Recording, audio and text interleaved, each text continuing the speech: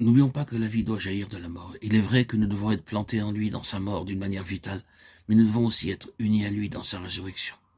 Quand vous êtes amené à connaître sa mort, vous avez besoin de vous en remettre à lui pour qu'il vous donne sa vie, source d'énergie. Ou bien, vous serez sans pouvoir dans votre marche pratique.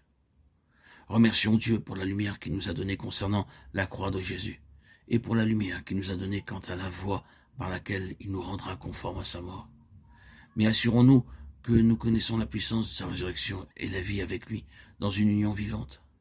Dans le moment de conflit le plus sombre que vous aurez à subir, dans l'heure de l'épreuve la plus dure à laquelle vous serez soumis, si vous êtes unis à lui, vous pourrez dire « Je suis avec mon Seigneur ressuscité au-dessus de cette situation.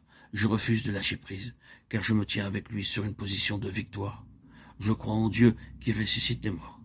Ce n'est que cette façon que la foi pourra mûrir jusqu'à devenir une foi qui vit et triomphe dans les impossibilités. » Nous avons vu dans la résurrection de Christ que la mort n'a plus de pouvoir sur lui. Spirituellement, ceci sera vrai aussi de nous. Sommes-nous affectés par l'atmosphère de mort qui nous entoure? Dans la puissance de sa résurrection, elle ne pourra pas nous faire frissonner. Nous sommes unis à lui en tant que le vivant. Par conséquent, rien autour de nous n'aura de pouvoir sur nous.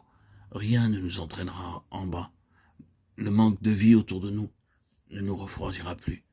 Mais en union avec le Seigneur ressuscité, nous dominerons par sa vie l'atmosphère de mort, et nous serons ses messagers de vie pour les âmes agonisantes. Dans 2 Corinthiens 13, 3, 4, regardons brièvement la manière pratique de prouver la puissance de sa résurrection. Puisque vous cherchez une preuve que Christ parle en moi, lui qui n'est pas faible à votre égard, mais qui est puissant parmi vous, car il a été crucifié à cause de sa faiblesse. Mais il vit par la puissance de Dieu. Nous aussi, nous sommes faibles en lui, mais nous vivons avec lui, par la puissance de Dieu, pour agir envers vous. Pratiquement, nous devons être toujours faibles en nous-mêmes et savoir que sa puissance agit par nous, simplement en la voyant agir dans les autres. Vous cherchez la preuve, n'est-ce pas, que Christ parle en vous. Vous l'avez ici, il est puissant dans les autres, les bénissant à travers vous.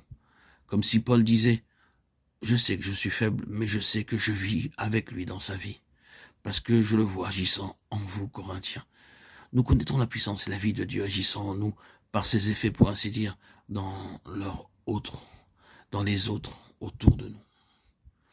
Ceci nous conduit à ne pas nous surveiller, à ne pas regarder à nos expériences. Il y a donc ces 3 aspects dans l'expérience pratique. Premièrement, en nous, nous sommes toujours livrés à la mort et à la faiblesse, afin que la vie soit déversée aux autres. Deuxièmement, c'est toujours la mort à nous-mêmes, de sorte que nous ne mettions pas notre confiance en nous, mais que dans notre faiblesse, nous nous reposions sur Dieu qui ressuscite les morts.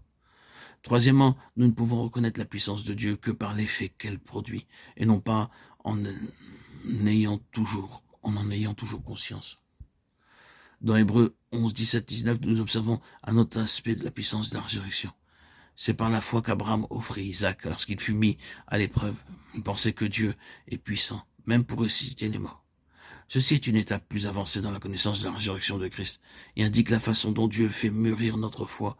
Dans la vie pratique, l'attitude pour chaque chose doit être « Père, je la dépose à tes pieds, dans la foi que tu peux la ressusciter. » Toute chose peut alors être mise sur son autel, sans aucune hésitation.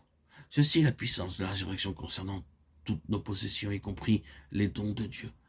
La foi les dépose et croit que Dieu peut les ressusciter, même des morts. Rappelons-nous que Jésus lui-même est au milieu de nous. Il est le vivant, le Christ vivant qui est entré au-delà du voile. Il intercède pour nous à chaque moment. Le sang aspergé nous est appliqué. Nous nous sommes approchés de la montagne de Sion, de Jésus, le médiateur, et du sang de l'aspersion.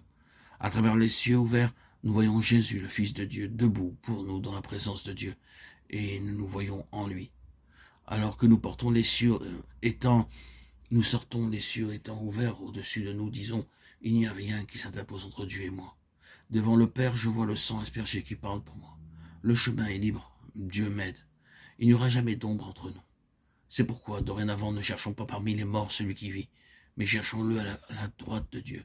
Et nous avons avec lui accepté dans le bien-aimé avec cette vision. Nous rendons grâce à Dieu. Amen. Pourquoi cherchez-vous parmi les morts celui qui est vivant? Luc 24, 5.